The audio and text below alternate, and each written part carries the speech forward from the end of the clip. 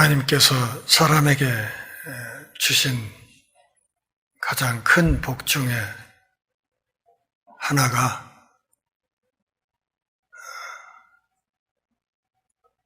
내일을 모른다는 것입니다. 만약 하나님께서 우리가 죽을 날을 알려주시고 또 그날을 알게 하신다면 우리의 삶이 어떨까? 가령 내가 한 일주일쯤 뒤에 저 정읍이라는 도시에서 어떤 사고로 죽게 될 것이다 하는 것을 안다면, 그러면 우리의 삶이 어떨 것 같습니까? 많은 사람들은 내일을 알고 싶어서 저 용머리 고개 점쟁이한테도 찾아가고 별짓을 다 하지만 사실 우리가 내일을 모르고 산다 하는 이것이 어떻게 보면 가장 큰 복이라 할 수 있겠습니다. 만일 내가 몇 년, 몇 월, 며칠에 어디에서 어떻게 죽을 것이다 하는 것을 안다면, 또 그 시간이 하루하루 또 시시각각 다가온다고 하면 어쩌면 매일의 우리의 삶은 그 자체가 지옥이지 않을까, 저는 그렇게 생각합니다. 예수님은 당신이 죽는 날을 알고 있었습니다. 그리고 죽어야 할 곳을 알고 있었고, 또 어떻게 죽을 것이다 하는 것을 알고 있었습니다. 이제 한 일주일 남짓 시간이 흐르고 나면 예루살렘에 올라가서 유월절 축제 기간 중에 대제사장들과 서기관들에 넘겨져서 사형을 언도받고, 또 사형 집행권이 있는 이방인의 손에 넘겨져서 십자가를 지기 전에 조롱당하고 채찍질 당하고 마침내 십자가에 못 박혀 죽을 것이다 하는 사실을 알고 있었습니다. 그리고 그것을 알고 있음에도 불구하고 지금 제자들과 함께 예루살렘을 향해서 꾸역꾸역 올라가고 있는 것입니다. 오늘 본문 17절부터 19절까지 말씀은 예수님이 마태복음에서 세 번째로 그분의 순환에 대해서 말씀하시는 내용입니다. 첫 번째 순환 예언은 16장에 기록되어 있습니다. 이미 우리가 살펴보았죠. 이 첫 번째 순환 예언이 있은 뒤에 베드로가 예수님이 가시는 그 길을 막아 섰습니다. 주님, 그렇게 죽으면 안 됩니다. 예수님이 뭐라고 그랬습니까? 사탄아, 내 뒤로 물러가라. 네가 왜 하나님의 일을 생각하지 않고 사람의 일을 생각하는가? 두 번째 순환 예언은 17장에 기록되어 있었습니다. 이 두 번째 순환 예언이 있은 뒤에 제자들 사이에 누가 크냐 하는 논쟁이 있었습니다.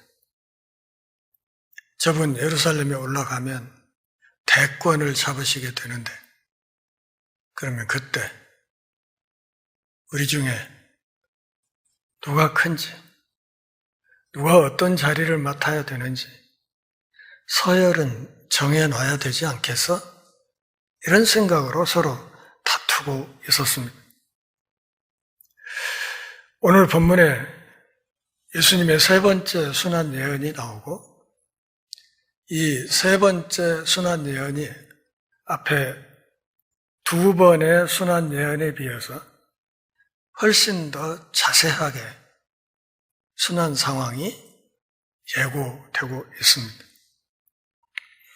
그리고 이 말씀이 있은 직후에 20절 이하 28절에서 우리가 볼 수 있듯이 야고보와 요한의 어머니 살로메가 예수님 앞에 가서 당신의 자기의 두 아들을 하나님의 주님의 나라에서 하나는 우정승, 하나는 좌정승 하게 해달라고 청탁을 넣는 그런 이야기가 기록되어 있습니다. 그러니까 마태가 이 순환 예언을 다루고 있는 중요한 틀은 그런 거예요. 순환 예언이 있고 이 문제 있는 인간의 상황이 나오는 이런 식으로 이 이야기를 기록해 가고 있다는 것을 알아야 됩니다.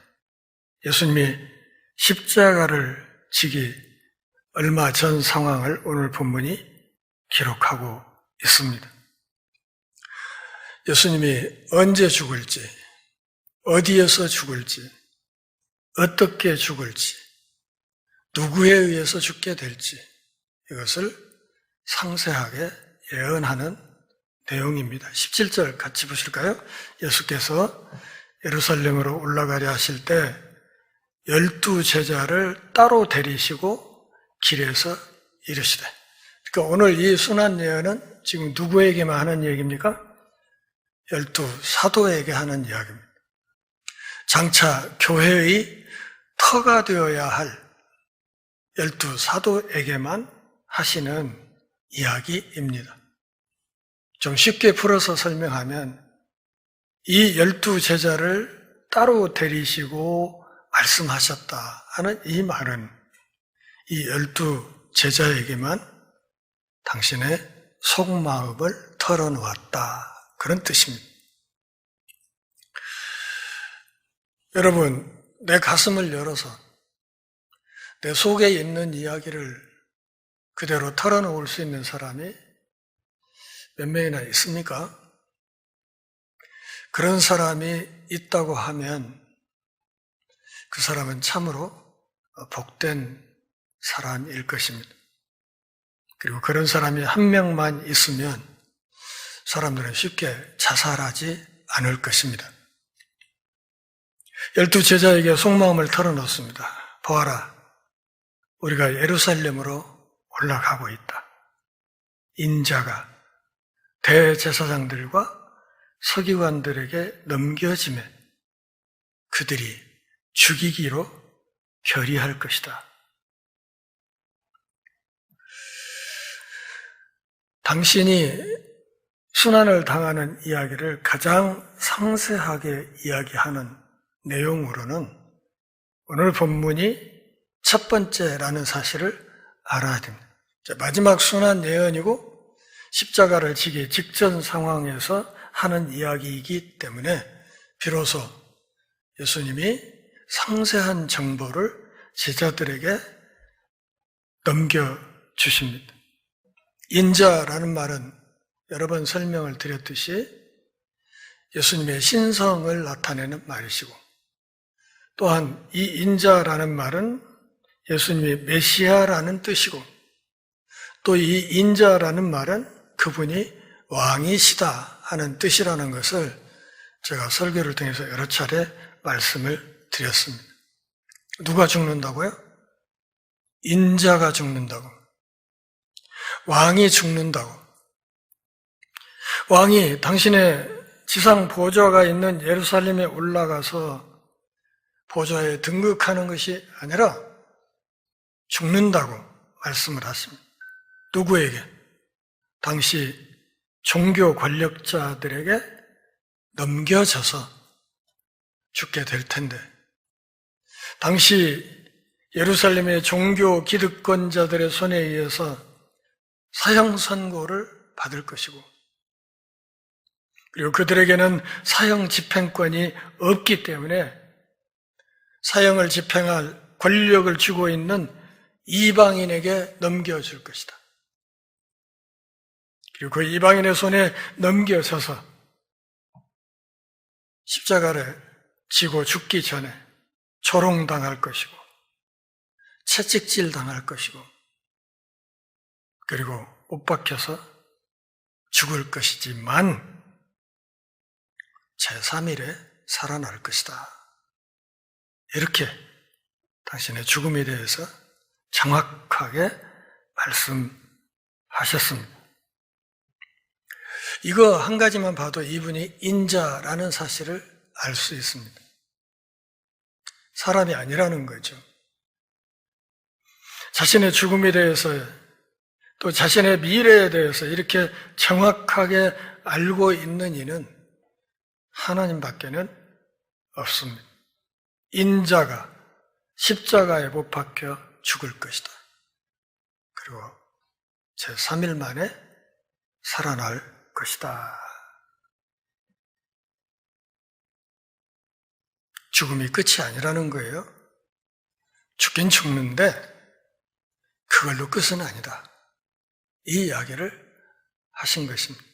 전에도 말씀드렸듯이 예루살렘에 예수님 따라 올라가면 한자리 할 생각으로 가득 차 있었던 제자들은 앞에 있던 죽는다는 말만 들어오고 그것이 너무 큰 충격을 줬기 때문에 그 뒷이야기는 공황 상태에서 듣지 못했다.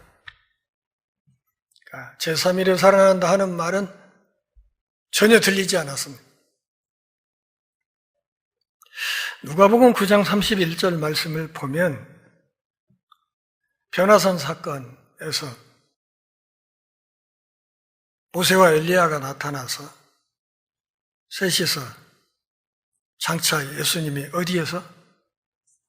예루살렘에서 뭐 한다고요? 별세. 이 별세가 헬라어로 엑소도스라는 말이라고 제가 설명을 드렸습니다. 영어 성경 목록에서 엑소도스가 어디예요? 출애굽기죠. 출애굽기를 영어 성경에서 엑소더스라는 말로 제목을 붙여놨어요. 그러니까 예루살렘에서 예수님이 출애굽하실 것을 이야기하고 있었다. 다시 말하면 예수님이 제2의 모세로서 인류 전체를 죄악의 애굽 땅에서 건져내는 사역을 감당하실 것에 대해서 이야기하고 있었다.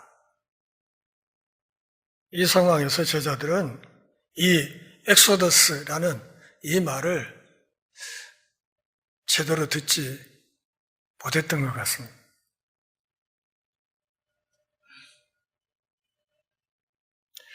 예수님이 이 세 번째 순환 예언이 있은 뒤에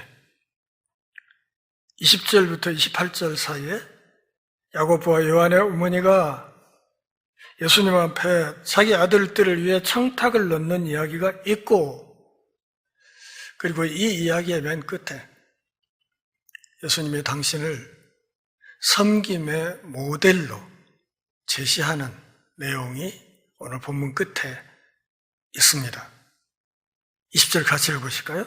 그때 세베대의 아들의 어머니가 그 아들들을 데리고 예수께 와서 절하며 무엇을 구했다. 21절에 보면 예수님이 무엇을 원하느냐, 무엇을 이란 말이 거듭되고 있습니다. 뭘 구했어요? 구하는 내용은 21절 뒷부분에 있습니다. 주님의 나라에서 내 아들 중에 하나는 주의 우편에 하나는 주의 좌편에 앉혀주십시오.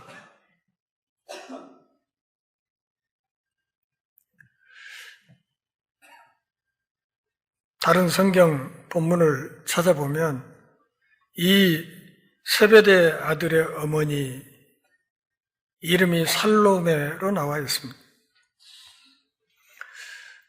예수님이 부활하신 뒤에 빈 무덤을 목격했던 여인이었지요. 그리고 전해지는 바로는 예수님을 잉태했던 마리아와 참외간이었다. 그렇게 알려져 있습니다.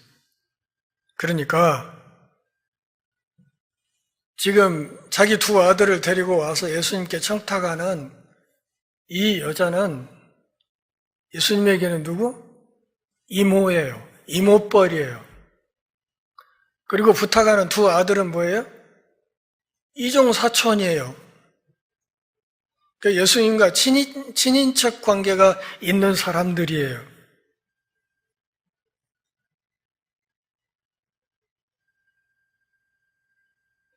그런데 마가복음 10장 35절 말씀을 보면 기록이 약간 달라요. 세베대의 아들 야고보와 요한이 주께 나와 여짜오되 이렇게 돼 있어요. 그러니까 마가는 이 부탁을 누가? 이 아들들 두 사람이 직접 예수님이 한 것처럼 그렇게 기록하고 있고, 마태는 그들의 어머니가 와서 청탁하는 것으로 기록하고 있습니다. 이렇게 돼 있으니까 이단들은 성경에 오류가 있다 이렇게 주장하죠. 그런데 이 두 개의 본문을 잘 엮어서 이해해 보면 이렇게 생각할 수 있습니다. 이 어머니와 두 아들이 함께 왔다. 그리고 그 대화하는 내용을 살로메와 예수님의 대화하는 것으로 마태는 그렇게 기록을 했고, 그리고 마가는 이 두 아들과 예수님의 대화하는 내용으로 그렇게 기록을 했다. 문제가 없습니다. 예수님 앞에 와서 무릎을 꿇고 뭘 구했어요. 구했어요.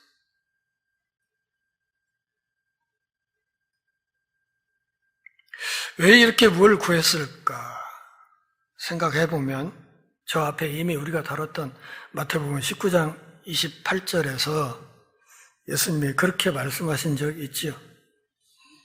인자가 자기 영광의 보좌에 앉을 때 나를 따르는 너희도 12보좌에 앉아 이스라엘 12지파를 심판하리라. 이렇게 말씀하셨던 대목이 있습니다. 이 말씀을 제자들이 아마 오해했을 것이다 이렇게 생각이 들고, 그것 때문에 지금 살로메가 예수님 앞에 나와서 예수님, 당신의 나라에서 내 두 아들 하나는 주님의 우편에 하나는 주의 좌편에 앉게 명령해 주십시오 이렇게 이야기한 것으로 생각이 됩니다.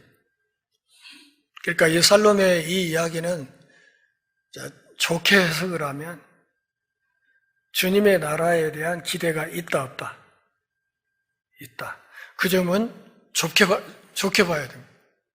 주님이 예루살렘을 향해서 올라가는데 그분의 나라에 대한 소망은 분명히 있다. 그런데 정확하게 알지는 못한다. 이런 것이죠. 엄마 찬스를 쓰려고 했습니다. 엄마 찬스를 통해서 그것을 이용해서 자기의 두 아들을 예수님 좌우편, 좌정승, 우정승자, 요즘으로 말하면 하나는 대통령 권한대행, 하나는 재정기획부 장관 이렇게 세우고 싶었다 그 말이죠. 하나님 나라에 대해서 극히 세속적인 관점을 갖고 있었습니다. 예수님의 십자가 앞에서 인간의 영광을 끝까지 추구하는 모습, 이것이 우리 피조물들의 참으로 어쩔 수 없는 슬픈 본성이라고 생각할 수 있습니다. 주님의 나라를, 예수님을 세속적인 권력을 지닌 메시아로 생각하고, 이제 예루살렘에 올라가면 로마를 때려 부수고 다윗의 왕권을 이 땅에 다시 재건할 정치적인 메시아로 예수님을 생각했던 것입니다. 자기들의 욕망 속에서 메시아 상을 스스로 깎아서 세운 겁니다. 우상이죠, 이것도. 자기가 그리는 하나님의 상을 그려놓고 그것이 마치 진짜 하나님인 것처럼 착각하는 오늘날의 한국 교회 기독교인들이 바로 이런 모습입니다. 자기의 욕망을 하나님께 투사해서 적어도 하나님이라면 이런 것은 하셔야 된다고 생각하는 한심한 신앙인들이 얼마나 많은지 모릅니다. 예수님을 자신의 야망을 위한 도구로 활용하려 했습니다. 다시 아까 보았던 마가복음 10장 35절 다시 보십시오. 세베대의 아들 야고보와 요한이 주께 나와 여짜오되, 같이 읽습니다. 선생님이여, 무엇이든지 우리가 구하는 바를 우리에게 하여 주시기를 원하옵니다. 자, 이 말씀 잘 보세요. 예수님께 뭘 해달라고 이야기를 했습니까? 안 했습니까? 안 했어요. 하기 전에 지금 예수님에게 뭘 요구하는 거예요? 우리가 뭘 요구하든지 들어줄 수 있어요? 그러니까 사전 다짐을 얻으려는 거예요. 사전에. 우리가 뭘 요구하든지 그거 들어주실래요? 들어주신다면 얘기하고 뭐 이런 얘기죠. 이런 태도.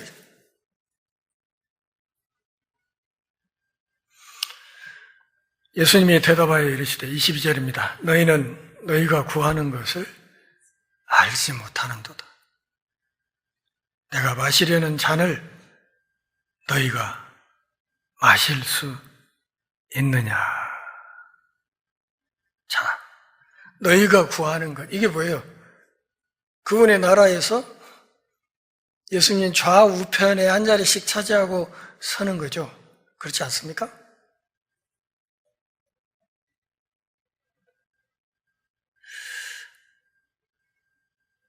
마태복음 26장 56절 보십시오. 이에 제자들이 다 예수를 버리고 도망하니라. 이제 이런 얘기가 나오게 돼요. 그런데 오늘 본문에서 이들은 이렇게 물으시니까 마실 수 있냐? 예, 할 수 있습니다.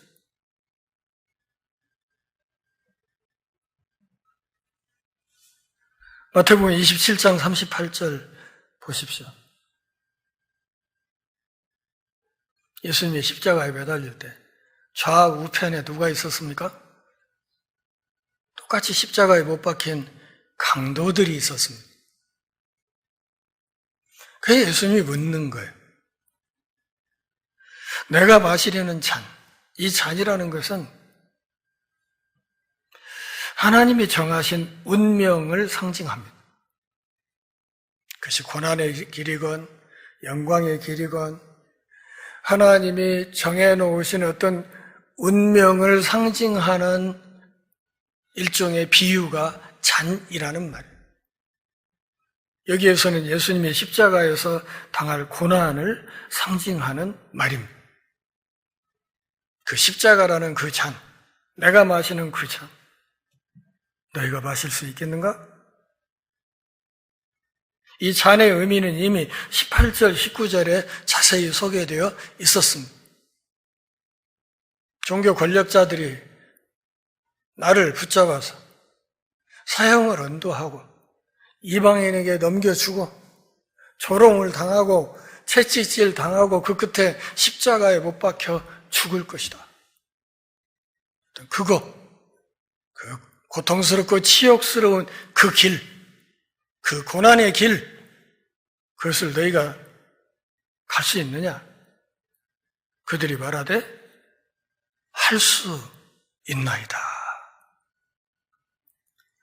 이 대답에서 그들의 이 욕망의 크기를 짐작할 수 있습니다. 그렇지 않습니까? 할 수 있습니다. 우리 속담에 그런 얘기 있죠. 무식하면 용감하다고. 뭘 모르니까 할 수 있습니다. 대답한 거예요. 충신대학교 신학대학원에 가려면 노회에서 추천서를 발급해줘야 신학대학원에 입학 원서를 낼 수 있습니다. 노회 추천서가 없으면 시험 아무나 가서 못 봅니다. 그래서 노회에서 목사 후보생 고시라는 노회 고시를 치릅니다. 그 합격하면 그거에 근거해서 노회에서 추천서를 써주고 그 추천서를 신학대학원에 제출해야 원서 제출이 되는 겁니다. 저도 그런 과정을 거쳐서 신학대학원에 입학을 했습니다. 제가 전선호에서 목사 후보생 고시를 볼 때 이제 필기시험 다 끝났습니다. 끝나고 면접을 하는데 앞에 면접관 목사님들이 쫙 일렬로 앉아있고 저 혼자 들어가서 춘향이처럼 앉았습니다. 그 면접관 목사님 중에 한 분이 저에게 아주 큰 소리로 물었어요. 복음을 위해 죽을 수 있는가? 제가 겁도 없이 예! 이렇게 대답했어요. 그리고 지난 30년간 그 대답에 대한 대가를 처절하게 치렀습니다. 무식함에 용감하다고. 예, 할 수 있습니다. 이렇게 대답을 했습니다.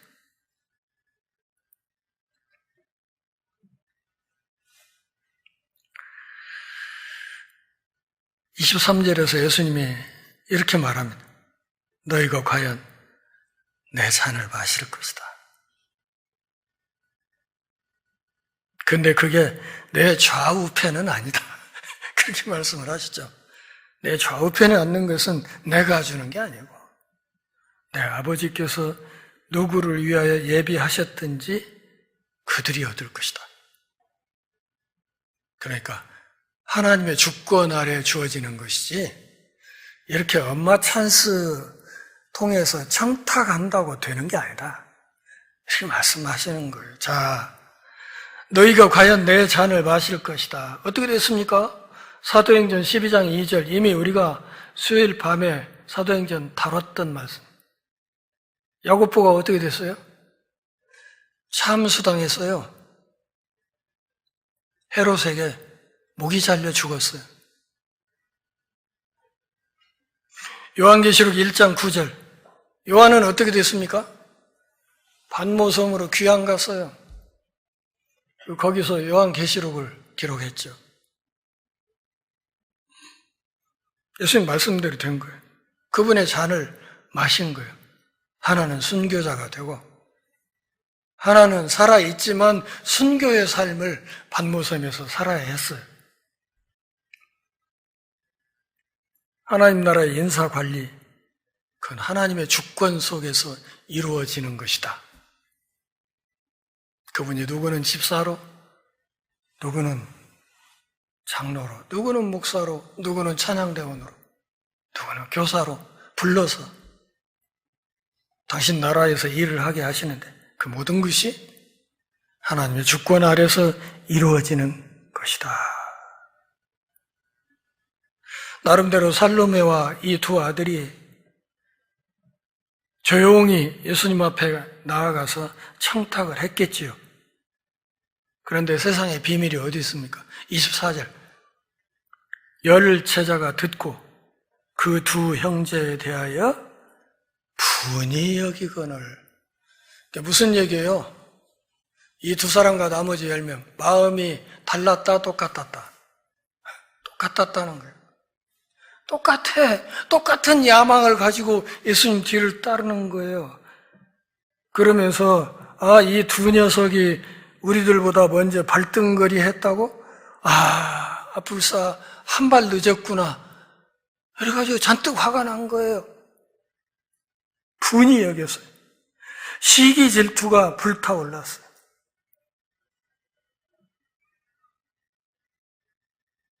마태복음 19장 27절에서 베드로가 예수님 앞에 했던 이야기가 있습니다. 우리가 모든 것을 버리고 주를 따라 싸운데 그런즉 우리가 무엇을 얻으리까? 당신 따라다니면 우리가 뭘 얻을 수 있죠? 28절에서 나의 보좌에 함께 앉아서 이스라엘 12지파를 다스릴 것이다. 종말론적인 이야기를 하셨어요. 이 질투심 때문에 초대 교회의 털을 닦아야 될 이 12사도들 사이에 질투심이 불타올랐고 이 12사도가 분열하기 시작했어요. 이래가지고 교회 세울 수 있겠습니까?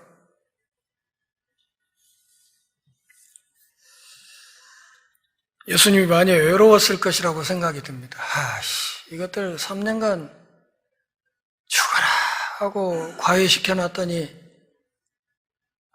십자가가 코앞인데 아직도 이 모양이냐, 이거 어쩌면 좋냐, 그러셨을 거예요, 속으로. 그래서 다시 교육을 다시 시켜 25절 같이 읽습니다. 예수께서 제자들을 불러다가 이르시되 이방인의 집권자들이 그들을 임으로 주관하고 그 고관들이 그들에게 권세를 부리는 줄을 너희가 알거니와. 12제자 앉혀놓고 다시 정신교육 시킵니다. 야, 세상의 권력자들이 하는 게 뭐야? 권력 손에 쥐면 비상계엄 선포하는 거야.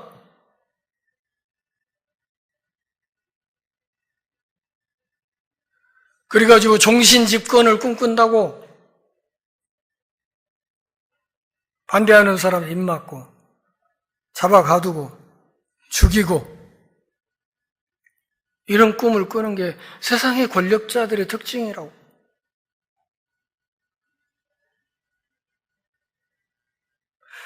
저는 지난 2년 7개월 동안 우리 교회가 주일날마다 모여서 그렇게 기도했죠. 하나님, 한반도에 다시는 전쟁이 다시 일어나지 않게 해달라고 기도했습니다. 그 기도를 들어주셨구나 하는 생각 때문에 얼마나 다행인지 모릅니다.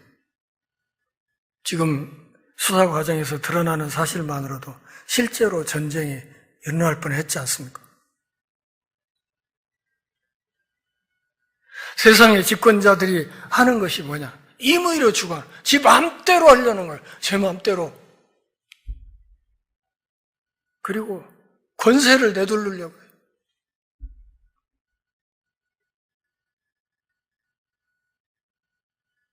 (26절에서) 너희는 그러면 안 된다. 세상의 통치 방식으로 다스리는 사람이 되면 안 된다. 너희 중에는 그렇지 않아야 하나. 너희 중에 누구든지 크고자 하는 자는 너희를 섬기는 자가 되어야 된다. 야망을 뿌리 뽑고 먼저 섬기려는 마음을 품어야 된다. 섬긴다는 게 뭐예요? 나를 내놓는 거죠. 나를 내놔야 섬길 수 있는 거죠. 너희의 야망을 뿌리 뽑고 나를 이웃을 위해 섬기려는 섬김의 제물로 내놓을 자세를 갖춰야 된다. 너희 중에 누구든지 으뜸이 되고자 하는 자는 너희의 종이 되어야 하리라. 남을 섬겨야 된다. 남을 섬기는 사람, 섬김으로 왕노릇해야 되는 거다.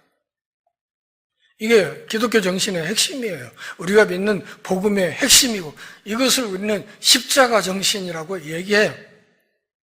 내가 죽어서 너를 살리려는 자세. 너를 죽여가지고 내가 사는 것이 아니라 내가 죽어서 너를 살리는 그런 삶, 그런 세상을 이루어야 된다고 주님이 말씀하시는 거예요. 28절에서 이렇게 말씀하시죠. 나를 따라라. 인자가 온 것은 섬김을 받으려 함이 아니라 도리어 섬기려 하고 자기 목숨을 많은 사람의 대속물로 주려 하면, 여기 많은이란 말은 모든이란 뜻이에요. 전 인류를 죄에서 건지기 위해 그들의 죗값을 대신 갚기 위해 내 목숨을 십자가에 내놓아서 그 속죄 제물로 드리려고 내가 온 것이다. 내가 온 목적이 그거다. 그러면 나를 왕으로 따르는 너희들도 같은 태도를 가져야 되는 거 아니야? 이렇게 말씀하시는 거예요. 나를 따라라. 마태복음 16장에서도 했던 얘기예요. 누구든지 나를 따라오려거든 자기를 부인하고 자기 십자가를 지고 나를 따라야 된다.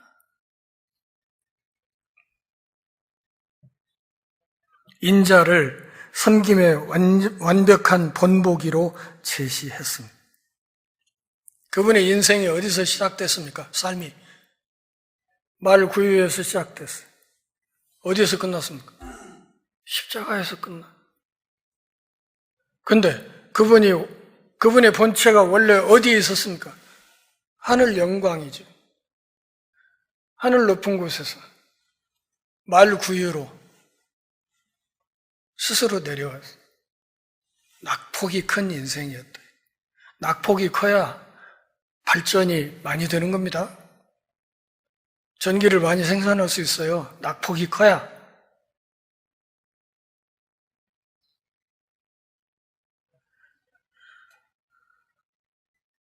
우리 죄인 한 사람 한 사람을 위해서 대속 제물로 당신의 몸을 내놓으셨다는 사실을 믿음으로 우리가 하나님 나라의 백성이 되고 그분의 일꾼이 될 수 있는 것입니다.